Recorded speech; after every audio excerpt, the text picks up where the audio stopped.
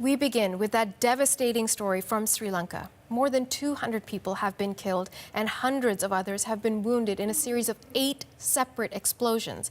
The bombings hit churches and hotels across the country.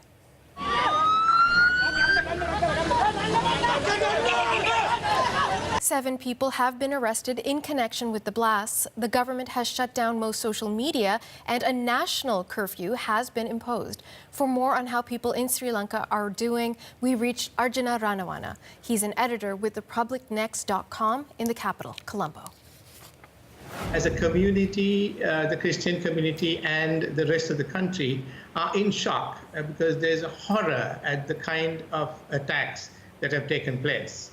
The holiest day for Christians, and about 6% of Sri Lankans are Roman Catholics, and about 10 to 11% in total are Christians in all.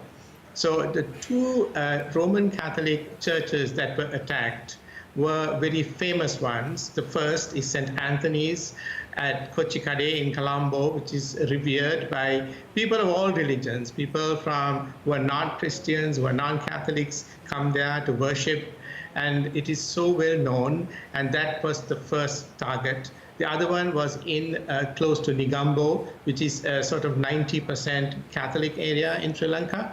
So those 2 attacks were horrifying.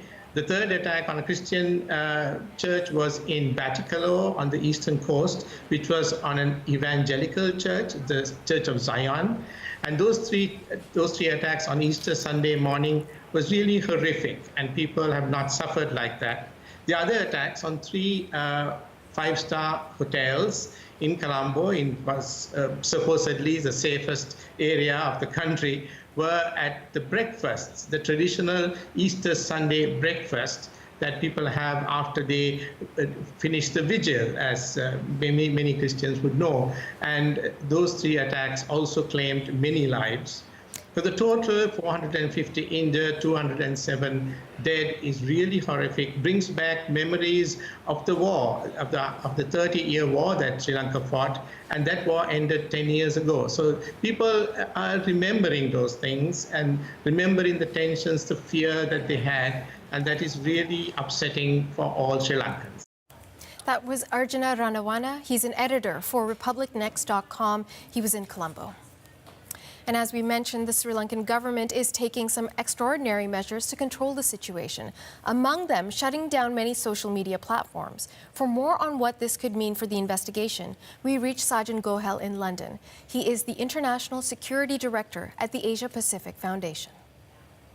The Sri Lankan authorities are concerned about electronic chatter of information going through social media, that it could potentially create further tensions. There could be repercussions from what's taken place. They may also be worried that the fact that these attacks didn't just necessarily happen all together, most of them did, but then we saw subsequent attacks taking place in sequences. So they were perhaps worried that there could be follow-up plots as well. And by closing down social media, which is not going to necessarily be entirely possible, especially if people are using VPN, but by trying to do that, they're hoping that they can isolate where potentially these plotters were involved, who they were communicating with, is there an external hand? Because they do seem to have a fix now as to the people that were perhaps firstly directing this attack or carrying it out. But they want to see if there's a wider network. And by controlling social media, they might be able to ascertain that.